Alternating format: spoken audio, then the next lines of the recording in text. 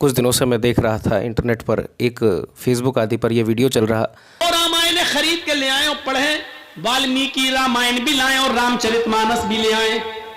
रामचरितमानस जो तुलसीदास जी ने लिखी है वो अभी जदीद नई है, वो नई है, वो नई, उसमें भगवान का दर्जा दे दिया राम को। और वाल्मीकि जी की रामायण में वाल्मीकि जी ने राम को भगवान माना ही नहीं है, राम को इंसान माना। आज भी दोनों रामायणें मौजूद हैं।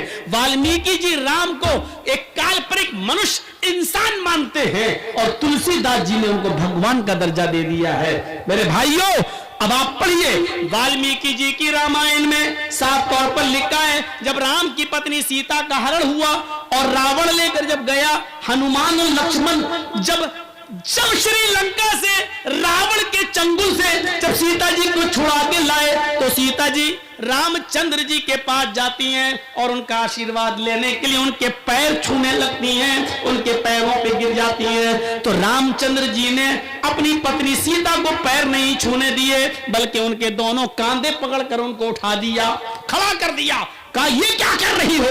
कहा आपको प्रणाम कर रही हूं, आपको नमस्कार कर रही हूं, आपके पैर छू रही हूं। तो रामचंद्र जी ने जो जुमले कहे, जो शब्द कहे, वो वाल्मीकि रामायण में है, राम रामाय नमः, राम रामाय सत्यम अस्ति। सीता तू मेरे पैर मत छू, मैं तो तेरा राम हूं। सीता तू मेरे पैर मत छू, मैं तो तेरा राम हूं। राम रामाय नमः, एक राम तेरे राम का भी है, एक राम तेरे राम का भी है। राम रामाय नमः, सीता तू उसके सामने सर झुका जो तेरे राम का राम है। यानी एक अल्लाह के सामने, जिसमें कि एक ये दुष्ट म्लेच्छ मौलवी जो है ये क्या कुप्रचार कर रहा है। वो ये कह रहा है कि भगवान श्री रामचंद्र कौन है, मूलतः वो काल्पनिक हैं। तुलसीदास जी ने उनको भगवान बना दिया। दो प्रकार की रामायण हो, उसका कहने का मूल तत्व क्या है कि तुलसीदास जी ने जो राम जी मनुष्य थे उनको भगवान बना दिया, और राम जी स्वयं कह रहे हैं कि मुझसे भी ऊपर एक राम है, उसका नाम अल्लाह है।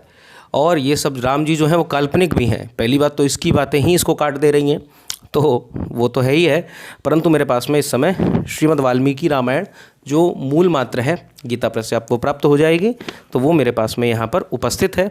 और इस गीता प्रेस से हम जानते हैं क्या वाल्मीकि जी ने काल्पनिक राम की बात करी है, या फिर ऐसे राम की बात करी है जो मनुष्य ही है, या किसी भगवान की पूजा करने के लिए कहते हैं, या स्वयं भगवान श्री राम की बात करी है। तो सबसे पहली बात आ जाती है, रामायण काल्पनिक है कि नहीं, भगवान श्री रामचंद्र वास्तविक में हुए कि नहीं। तो इसके लिए हम चलते हैं सर्वप्रथम हमारी वाल्मीकि रामायण के बालकांड के प्रथम सर्ग में, जहाँ पर भगवान वाल्मीकि जी नारद जी से प्रश्न करते हैं, कौन वस्मिन् संप्रतम लोके गुणवान कश्च वीर्यवान धर्मज्ञश्च कृतज्ञश्च सत्यवाक्यो दृढ़व्रतः, कि ऐसा कौन है इस समय, इस टाइम पर, इस समय समझ रहे हैं। कल्पना के अंदर ये बात नहीं होती। इस समय कल्पना के अंदर बात होती है, एक समय की बात थी, एकदह, परंतु क्या आया, कौन वस्मिन् सांप्रतम लोके, इस समय सृष्टि में ऐसा कौन है जो धर्म की बात है, जो कृतज्ञश्च सत्यवाक्यो दृढ़व्रतः, बहुत सारे गुणों को यहाँ पर गिनाया है कि समुद्र एवं गांभीर्य, समुद्र के समान उसका गांभीर्य हो, धैर्येण हिमवानिवः, और बिल्कुल हिमालय की तरह वो धैर्यवान हो, विष्णुनाम सदृशो वीर्यो, और भगवान विष्णु की तरह उनका वीर्य हो, वो इतने वीर हों, और सोमवत प्रियदर्शनः, और चंद्रमा की तरह उनका प्रियदर्शन हो। तो इतने सारे गुण जो हैं वो किस में मिलेंगे? तो नारद जी ने कहा इस समय पर त्रेता युग में एक ही व्यक्ति है जिसमें ये सारे गुण मिलते हैं। वो कौन है? तमेवं गुण संपन्नौ रामं सत्य पराक्रमम्। ये सारे गुण केवल राम जी में। आप बोलेंगे कोई लोग, कौन से राम जी? एक राम दशरथ के बेटा, एक राम जग जग में बैठा, ऐसे करते हुए भी है। तो आगे लिख दिया, ज्येष्ठम ज्येष्ठ गुणैर्युक्तम प्रियम दशरथ सुतम। दशरथ के पुत्र राम की ही यहाँ पर चर्चा हो रही है। तो इससे हम समझ सकते हैं पहली बात तो काल्पनिक नहीं है। कारण क्या है? क्योंकि वाल्मीकि रामायण के प्रमाण हमको कई जगह मिल जाते हैं।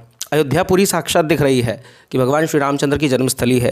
राम सेतु प्रमाण है कि भगवान श्री राम का स्वरूप काल्पनिक नहीं है, और प्रत्येक हिंदू सनातनी व्यक्ति का हृदय प्रमाण है कि भगवान श्री राम का जो स्वरूप है ये कहीं से भी काल्पनिक नहीं है।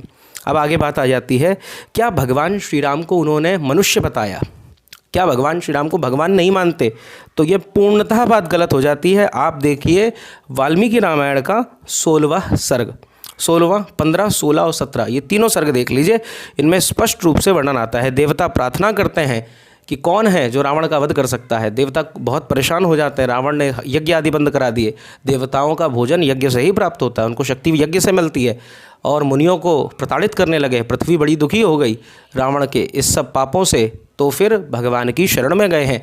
तब भगवान नारायण ने क्या कहा, आप देवता ही बताइए कि क्या करा जाए, किस प्रकार से इस दुष्ट का संहार करना चाहिए। पायः को वदे तस्य राक्षसाधिपते सुरः, हे देवता मुझे बताओ कि किस तरीके से इस राक्षस को मार सकें। वो मुक्तः सुरः सर्वे, सारे देवता बोलने लगे। प्रत्युचुर विष्णुमव्ययम मानुषम रूपमास्थायः और रावणम जहि संयुगे। मानुषम रूपमास्थाय, आप मनुष्य के रूप में अवतार लीजिए। भगवान विष्णु ही मनुष्य के रूप में अवतार लेंगे तो क्या होगा, रावणम जहि संयोगे, तब ही रावण का वध होगा। अब इसके बाद भगवान ने अवतार लिया कि नहीं लिया, इसका क्या प्रमाण है। ये तो बातचीत हो गई। तो आगे लिखा है इत्यद वचनम श्रुत्वा, इतने वचन सुने और क्या, सुराणाम विष्णुरात्ममान, भगवान विष्णु ने जैसे ही सुना तो पितरम रोचया मासह तदा दशरथम नृपा, और दशरथ के पुत्र के रूप में वही प्रकट हुए हैं। श्रृंगी ऋषि ने यज्ञ आदि कराया, भगवान ने आगे आज्ञा दी कि तुम सब देवता भी प्रकट हो। भगवान कैसे प्रकट हुए हैं, तो इसकी कथा भी आती है कि श्रृंगी ऋषि यज्ञ से चरु को प्रकट करते हैं। चरु के 4 भाग करे जाते हैं, भगवान स्वयं कह रहे हैं। अच्छा, ये भी भ्रम रहता है बहुतों में कि राम जी ही भगवान हैं, भरत जी, शत्रुघ्न जी, लक्ष्मण जी, नहीं, ऐसा नहीं। से विष्णु पुत्रत्वमागच्छ कृत्वात्मन चतुर्विधम, आप मनुष्य होएं, आप मनुष्य के रूप में जाएं, दशरथ जी के पुत्र बने, पर कितने, तच्छ कृत्वात्मानम चतुर्विधम, आप 4 रूपों में प्रकट होवें।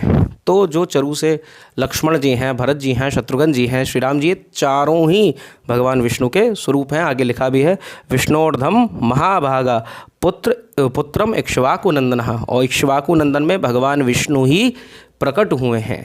तो इस प्रकार से ये भी भ्रम नहीं पालना चाहिए कि केवल राम जी ही स्वरूप हैं, लक्ष्मण जी नहीं हैं, भरत जी नहीं हैं। अब ये पहला प्रमाण हो गया। तो कहाँ से आपको देना है, बालकांड के 16, 15, 16, 17 इसमें यह कथा स्पष्ट रूप से वाल्मीकि जी लिख रहे हैं कि भगवान स्वयं ही राम जी के रूप में प्रकट हुए। अब इसके बाद में दूसरा प्रसंग आता है हमारे अरण्य कांड में 37वें अध्याय में, जहाँ पर मारीच जो है इसको रावण कहता है कि सीता जी के हरण के लिए तुम मेरी सहायता करो, मैं साधु का वेश धर लूँगा और तुम स्वर्ण के हिरण का रूप धर लेना, इस प्रकार से कहता है। जब उससे आग्रह करता है तो मारीच क्या बोलता है, ननूनम बुद्धि से रामम, तुम श्री राम को नहीं जानते। श्री राम कौन है, महेंद्र, इंद्र आदि जो हैं, वरुण आदि जो देवता हैं, उनको भी नियंत्रित करने वाले जो भगवान हैं वो भगवान श्री राम हैं। कौन है राम, रामो विग्रहवान धर्म साधु सत्य पराक्रम, राम विग्रहवान धर्म ही है, साक्षात धर्म का अवतार ही हैं, भगवान का अवतार ही है। भगवान और राम में कोई अंतर नहीं है। राजा सर्वस्य लोकस्य देवा नामेव वासवः, और ये सर्वलोक के राजा हैं, ऐसा नहीं केवल दशरथ के पुत्र हैं, केवल अयोध्या के राजा हैं, सबके हृदयभूत राजा हैं। ऐसे करके समझाता है, फिर भी नहीं बुद्धि में समझ में आता है तो मारीच मन में विचार करता है, इस मूर्ख के हाथों से मैं क्यों मरूं, भगवान श्री राम के हाथों से मैं मृत्यु को प्राप्त करूंगा। अब मारीच को तो समझ में आ गया, वो दुष्ट असुर है, पर इन असुरों को नहीं समझ में आता है, वो भगवान श्री राम को कल्पना कह देते हैं। और किसका प्रमाण दे रहे हैं, वाल्मीकि रामायण का। वाल्मीकि रामायण में स्पष्ट रूप से वर्णन मिल रहा है कि भगवान नारायण, भगवान ही, ईश्वर ही, परमात्मा ही राम के रूप में प्रकट हुआ और लीला करी। और अंत में अंतिम प्रमाण के रूप में आप युद्ध कांड में जाएं और युद्ध कांड का जो 117वां सर्ग है 117 उसको खोल लीजिए। तो क्या होता है, भगवान गए, रावण का वध कर दिया, अब सीता जी आई हैं। अब इसने इस धूर्त पापी ने जो प्रसंग दिया है वो प्रसंग क्या दिया, सीता जी आई, सीता जी ने राम जी को प्रणाम करा और राम जी क्या कह रहे हैं, देखो मैं राम नहीं हूँ, एक और मुझसे भी बड़ा राम है, उसका नाम अल्लाह है। वाल्मीकि रामायण में तो प्रसंग ही नहीं है। कह रहा रामो नमस्ते, रामो सत्यः अस्ति, अपने मन से इसने कुछ संस्कृत के शब्द सीख के गणना कर दी, ऐसा कोई श्लोक ऐसा कुछ नहीं है। और रामो नमस्ते का मतलब तो राम जी को प्रणाम करना ही है, और राम सत्य अस्ति, राम सत्य हैं, तो उल्टी बात कर रहा है, मूर्ख है। परंतु ये जो वीडियो बनाने का कारण है उस मूर्ख की मूर्खता को सिद्ध करना नहीं है। इस वीडियो बनाने का कारण ये है कि जो भी व्यक्ति, उसको कई लाखों लोगों ने देखा, उसमें से कई हिंदू व्यक्ति भी होंगे, सनातनी व्यक्ति भी होंगे, उनकी बुद्धि में स्पष्ट हो जाए, जो वामपंथी विचारधारा से ग्रसित हैं और राम जी को काल्पनिक कह रहे हैं, राम को भगवान नहीं मानते और वाल्मीकि जी का प्रमाण देते हैं कि देखो वाल्मीकि तो भगवान नहीं मानते थे, तुलसीदास तो देखो उनको भगवान बना के चले गए। ऐसा नहीं है, वाल्मीकि जी ने भी उनको भगवान माना है। और प्रमाण कहाँ है? प्रमाण है 117वां सर्ग युद्ध कांड का। रावण का वध हो गया। अब सीता जी जैसे आई हैं तो प्रणाम नहीं करा, राम जी ने क्या कहा? अग्नि परीक्षा दो। अब अग्नि परीक्षा क्यों देने को कहा? तो इसका सीधा सा हल ये है कि जब ये सब होने वाला था, भगवान रामचंद्र को पता था पहले से, क्योंकि ईश्वर हैं वो, तो उन्होंने सीता जी को यज्ञ अग्निदेव को सौंप दिया था। अग्निदेव ब्राह्मण बन के आए और उनको ले गए, और इतने समय तक सीता जी जो हैं पुष्कर में रही हैं। और जब हरण हुआ है तो छाया सीता जी का हुआ है।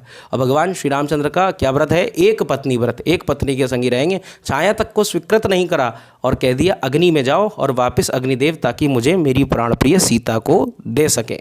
ये लीला है। तो जब ये सब हो जाता है तब ब्रह्मा जी का आगमन होता है। ब्रह्मा जी बताते हैं आप कौन हैं। श्री रामचंद्र का परिचय दे रहे हैं। राम जी कौन है? भगवान नारायणो देवः, आप नारायण देव हैं।